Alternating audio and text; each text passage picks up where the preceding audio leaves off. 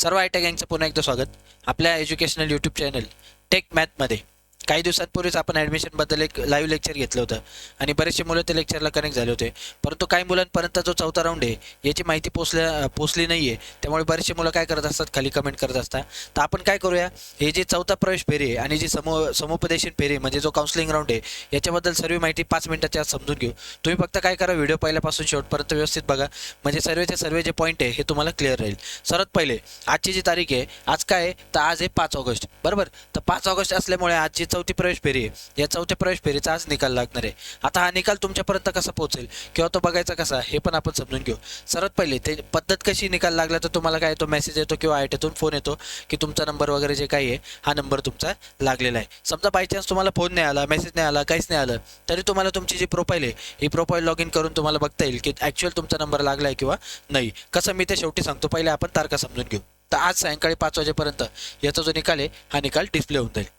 त्यानंतर आता निकाल लागल्यानंतर तुमची जी ॲक्च्युअल ॲडमिशनची प्रोसेस आहे ही परवापासून, म्हणजे किती तारखेपासून तर 6 ऑगस्ट ते 10 ऑगस्ट या 4 दिवसांमध्ये तुम्हाला काय करायचं आहे, त्या प्रवेश फेरीचं जे ॲडमिशन आहे हे ॲडमिशन कन्फर्म करायचं आहे. 6 ऑगस्ट ते 10 ऑगस्ट हे ॲडमिशन कन्फर्म करण्यासाठी तुम्हाला दिलेल्या आयटममध्ये ज्या आयटममध्ये तुमचं सिलेक्शन झालं आहे किंवा ज्या आयटममध्ये ज्या ट्रेडला तुमचा नंबर लागलेला आहे तिथं जाऊन तुम्हाला काय करावं लागेल, ॲडमिशन हे घ्यावं लागेल. समजा आता खूप महत्त्वाचं यांनी सांगितलं इथं, पसंत तुम्ही जेवढे पण ऑप्शन टाकले ना, या जेवढ्या पण ऑप्शनपैकी तुमचा कोणत्या पण ट्रेडला नंबर लागला असेल तरी तुम्हाला ॲडमिशन जे आहे हे ॲडमिशन कन्फर्म करूनच घ्यावं लागेल. हा लक्षात, नाही तर काउन्सिलिंग राऊंडमधून तुम्ही बाद होऊन जाल आणि परत तुम्हाला सर्व प्रोसेस पहिल्यापासून चालू करावं लागेल. तर हा याच्यात महत्त्वाचा मुद्दा आहे. जर तुमचा नंबर लागला असेल तर 6 ते 10 ऑगस्टमध्ये जा आयटीमध्ये, आणि आयटीमध्ये गेल्यानंतर काय करा तर जे डॉक्युमेंट आणि तुमची जी परीक्षा फी आहे ही परीक्षा फी घेऊन जा आणि तुमचं ॲडमिशन कन्फर्म करून टाका. ओके, 6 ते 10 ऑगस्ट यांनी 4 दिवस दिलेले. त्यानंतर आता सर्वात महत्त्वाचं, ज्या मुलांना आता समजा नवीन फॉर्म भरायचा असेल किंवा नंबर लागला परंतु ॲडमिशन घ्यायचं नाही वगैरे वगैरे, अशा मुलांना 10 ऑगस्टपर्यंत जो नवीन फॉर्म भरायची संधी आहे ही नवीन फॉर्म भरायची संधी आहे, किंवा तो जो फॉर्म एडिट करायचा किंवा तो फॉर्म आपल्याला कन्फर्म करायचा, एवढा याला चान्स आहे तुम्हाला. आलं लक्षात. तर हे जर तुम्हाला त्याच्यात काय बदल करायचा असेल तर 10 ऑगस्टपर्यंत तुम्हाला चान्स आहे. दुसरी गोष्ट, जर समजा चौथ्या फेरीमध्ये तुमचा नंबर नाही लागला तर तुमच्यासाठी अजून एक फेरी, ती फेरी म्हणजे कोणती आहे तर ती आहे संस्थास्तरीय समुपदेशन फेरी. पण आज या फेरीबद्दल तुम्हाला 2च गोष्टी सांगणार आहे. सर्वात महत्त्वाचं आहे या फेरीमध्ये 13 आणि 14 ऑगस्ट या 2 तारखा या फेरीमध्ये सर्वात महत्त्वाच्या आहे. समुपदेशन काय आहे वगैरे वगैरे याच्यावर आपण भरपूर व्हिडिओ बनवले, एकदा ते व्हिडिओ बघा. तरी मी तुम्हाला एक वरच्यावर सांगून देतो. समुपदेशन फेरी काय असते, जेवढ्या पण आयटीच्या उरलेल्या जागा असतात या उरलेल्या जागांचं एकत्र ॲडमिशन होत असतं आणि त्या ॲडमिशनचं कोणत्याही प्रकारची सेपरेट मेरिट लिस्ट लागत नाही.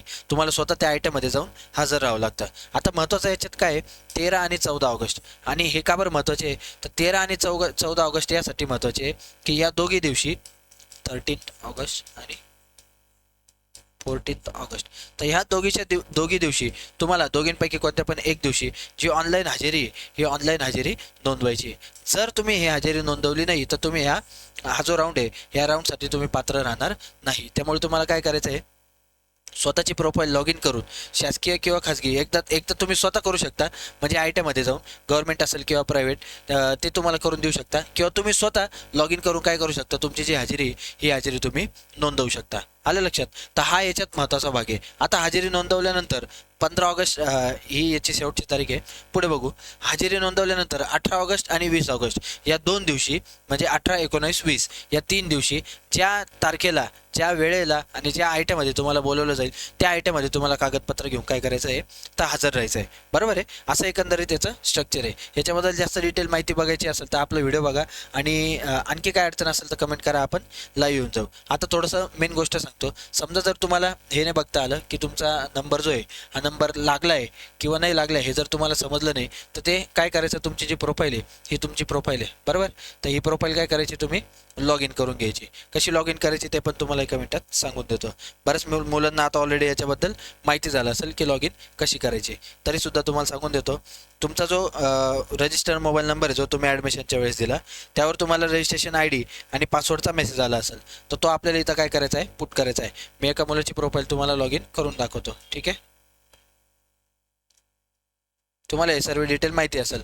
नसेल माहिती तर तुमचा जो मोबाईल आहे त्या मोबाईलवर DVET नावाने सर्च करायचा. काय DVET नावाने सर्च करायचं, त्यावर जो आलेला मेसेज आहे या मेसेजमध्ये तुम्हाला तुमचा ID आणि पासवर्ड दोघं पण भेटून जाईल. ठीक आहे. तिथे गेल्यानंतर कुठे बघायचं ते पण तुम्हाला इथं सांगून देतो. एका मुलाची प्रोफाईल लॉग इन करून तुम्हाला सांगून देतो.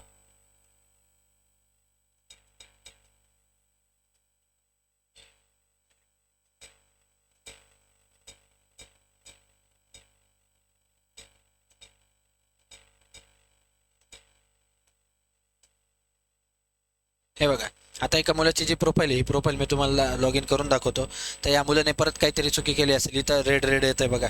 तुमच्या प्रोफाईल आहे सर्वच्या सर्व काय दिसलं पाहिजे, ग्रीन दिसलं पाहिजे. याने ऑप्शन फॉर्म भरलेला नाही आहे, म्हणजे पुढच्या राऊंडसाठी जो ऑप्शन फॉर्म आहे हा याने ट्रायच केला नाही, कदाचित दुसरीकडे वगैरे ॲडमिशन घेतलं असेल. तर आपल्याला कुठे यायचं आहे, ॲडमिशन ॲक्टिव्हिटीजमध्ये यायचं आहे. आणि हे जे आहे application merit number and admission status, यावर काय करायचं, टिक करायचं. यावर टिक केल्यानंतर तुम्हाला तुमचे जे सर्व डिटेल्स आहे हे सर्व डिटेल्स ओपन होऊन जातील.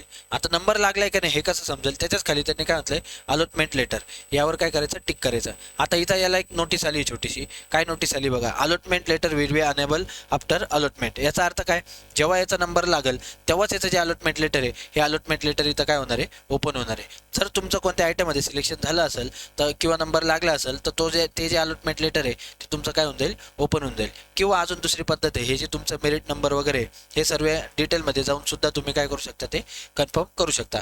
आता या मुलाने ऑप्शन जे ऑप्शन अर्धवट सोडल्यामुळे त्याचं ओपन होत नाही, पण तुमच्या इथं हे चारीच्या चारी टॅब ग्रीन असतील.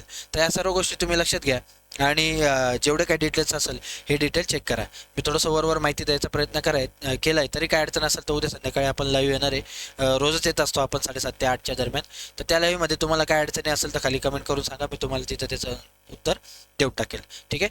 आणि समुपदेशन फेरीला सुद्धा ट्राय करा, ज्यांचा नंबर नाही लागला त्यांनी, आणि ज्यांचा नंबर लागला आहे त्यांनी तर मग ॲडमिशन लवकरात लवकर घेऊनच टाका. ठीक आहे. तर या व्हिडिओमध्ये एवढंच, भेटूया पुढच्या व्हिडिओमध्ये. Thank you so much. थँक्यू.